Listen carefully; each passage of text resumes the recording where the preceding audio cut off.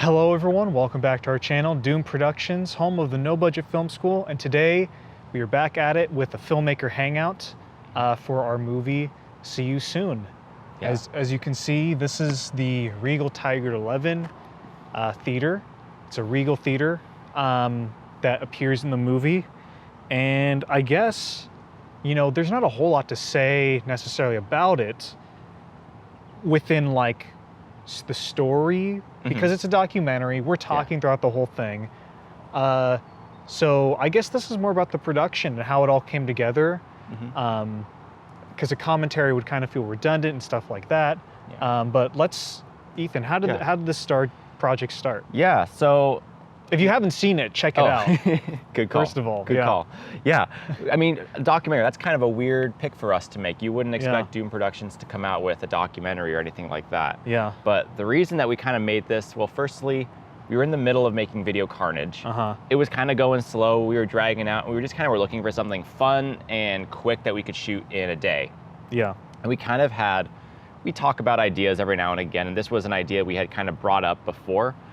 And so we just decided, hey, why don't we just shoot the movie theater documentary? And we didn't really have a plan going in. We were just gonna drive out to the far west side of the city and just move through to the east side and just stop at theaters and talk about stories. And kind of as we were going, we would pick things up. Like if we needed like our movie tickets, we would drop by like as we were going through and we just kind of put it together. It didn't have a lot of planning going into it. It was very spontaneous.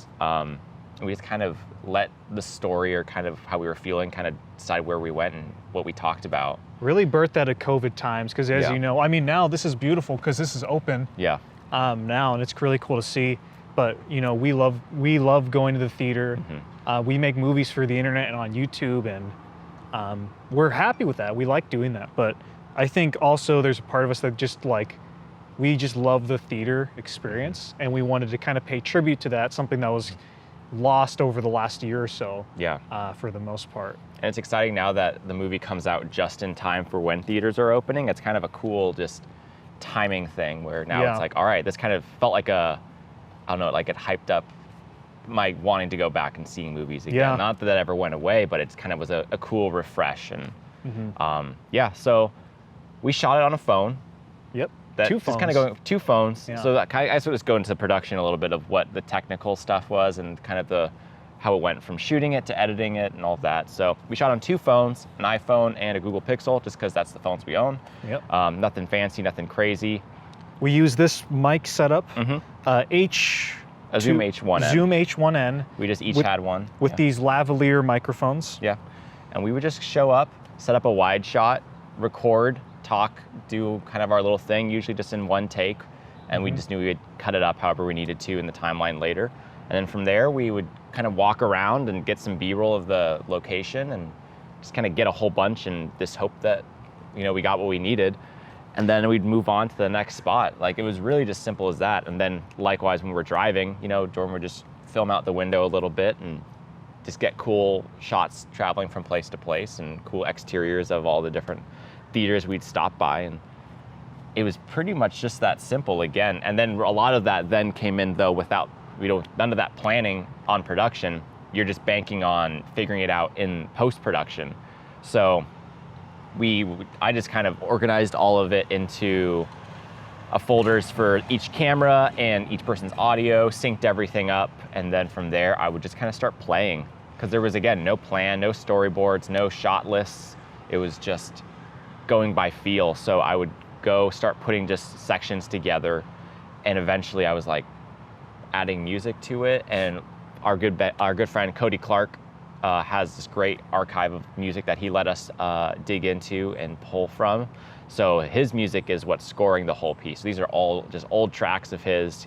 Nothing new was made for the movie. Once I started using a bunch of his stuff, I wanted to keep it all scored by him. So that was just a really fun little side piece of getting to use one of our close friends' music. And I think it really fit the tone and kind of like this nostalgia vibe that the movie has going through it. And yeah, just from there, it was literally just taking puzzle pieces and finding what fit and putting things together and trying things. And also, again, what was nice is that because a lot of it was just these long talking takes, I just let them play out. There is a version of this movie where it's really cut up and you could like play like B-roll, and we had more shots we could have probably done that with, but I felt like this movie worked with just keeping it really stripped down and simple. I think, well, I'll get into the elephant in the room in a moment, but it's a good example, I think, I imagine, of what you can do with movies these days. Like, you don't need, like, obviously Video Carnage took a whole lot of planning and resources and all that, but then this movie we shot in a couple of hours, and it's literally just us talking to the camera for the whole thing. And from the comments, people have enjoyed it so far, because we like listening to people talk. You know, that's why podcasts are a thing, that's why interviews are a thing. So if you want to make a movie and you don't have time to plan, or you don't know what to do, just set up a camera of you in places around your hometown and talk about stories that you have, or moments or memories you have of different places. Because for me, when we were making it, I was like super nostalgic making the movie, because I was suddenly remembering things from my life and my childhood, and just like good friends I knew and all that kind of stuff. So that was it was a fun way to just like reminisce, you know, because I think we all get together with friends and we were like, hey, remember when we did this?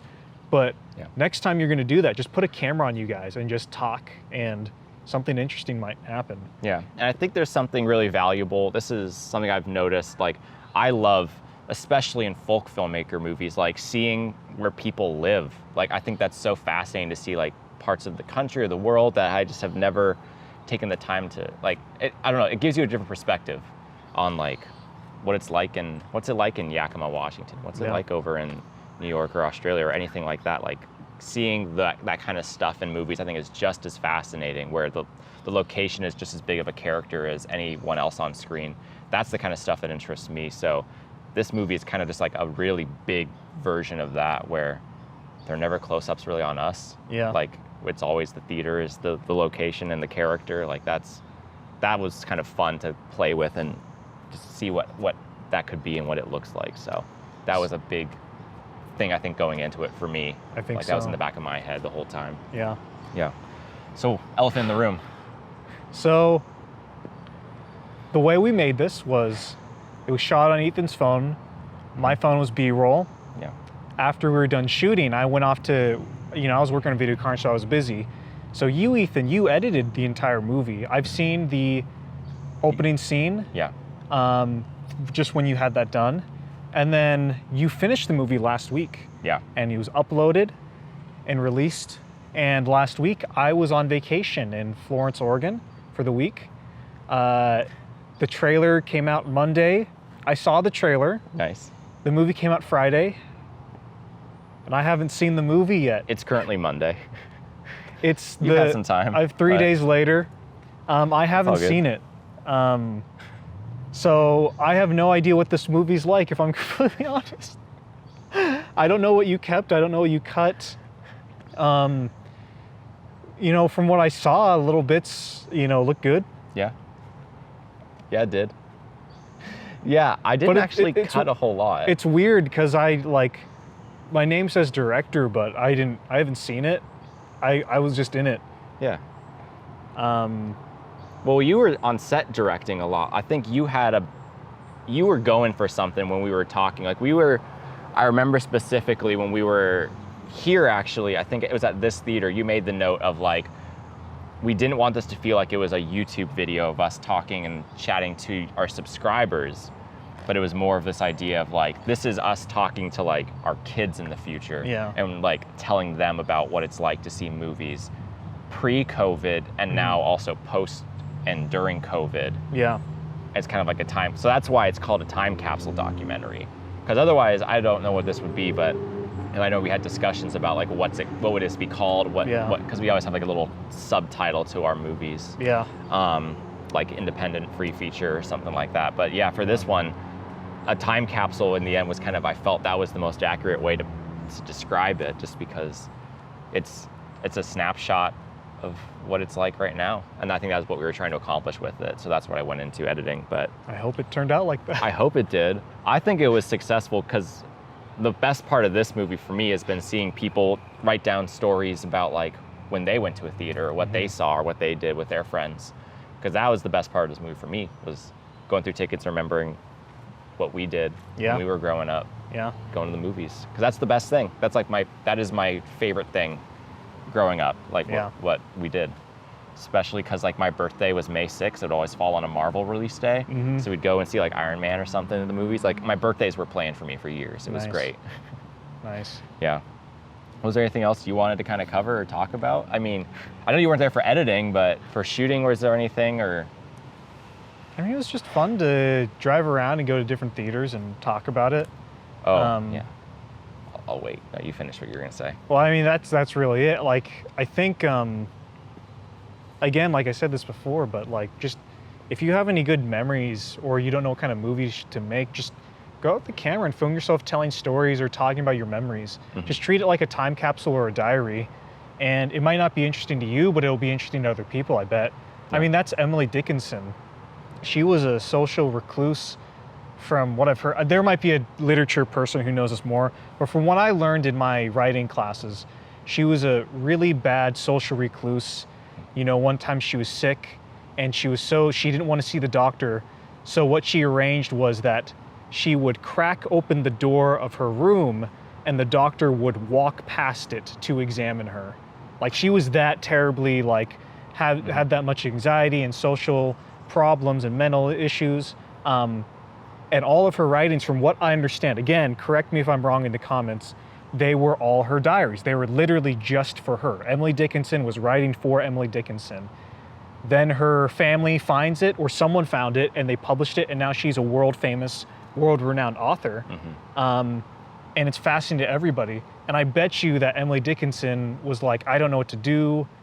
I'm not sure who this is for. I bet she had those doubts of like, who am I doing this for? So I'm just gonna do it for me. And everybody around the world found it interesting. And much like See You Soon, our movie See You Soon and Emily Dickinson, I've never read Emily Dickinson. Well, just like I've never seen See You Soon. But yeah, just get a camera and make something, honestly. That's the point. Yeah. What were you gonna say? I cut you off. Literally that. Oh, okay. You just stole, I mean, you made it way better, but that was what I was gonna say. Okay. Because like, I mean, I'll just tag on, because like, we make Video Carnage. That's a big movie to make. That is a hard thing for anyone to make. That was hard for us. That was a challenge. We were burnt out, exhausted, like all the things.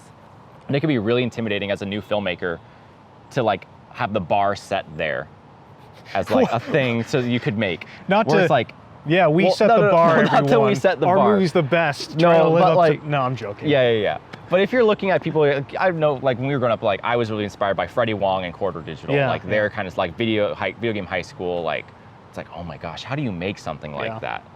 Like, I think, like there is no bar at the end of the day. Make what you want to make. And I think See You Soon's a great example of like, we want to make big movies, but also like we have just as much fun making these little projects, and like just make the stuff that you enjoy. Make it as difficult and complicated or as stripped down as you want, and it's all just as equally important and special, and people want to see it. Yeah. I want to see someone make another documentary. I feel like that's something that I haven't seen a lot of. Merdul, though, our buddy Merdul, he's got a great documentary. That is one of the best movies in Dan's Folk Filmmaker playlist. It's one of the best movies on YouTube that you can see for free. Last Days of Childhood. It's very, very good, very creative. You know, I have a whole intro on it. It's amazing. Check it out if you haven't seen it. That'll be in the link below. You shouldn't watch See You Soon. You should go watch that, honestly. Yeah. That sets the bar for what a good documentary I've actually seen Last Days of Childhood. I haven't seen our movie.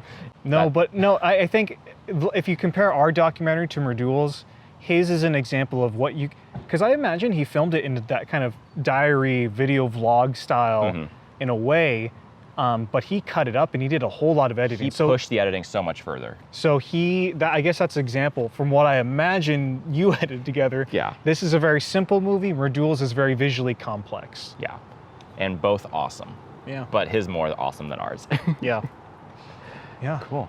Well, we're at about 15 minutes or so. Yeah, this is a short one. I mean, the documentary does a lot of the talking for us. I think so, yeah. So, yeah, this is a short filmmaker hangout, but we hope you guys enjoy it nonetheless. Go to your local theaters and watch a movie. That's what we love. I assume if you like movies, that's what you love too. Yeah, we gotta keep these places open, keep them running.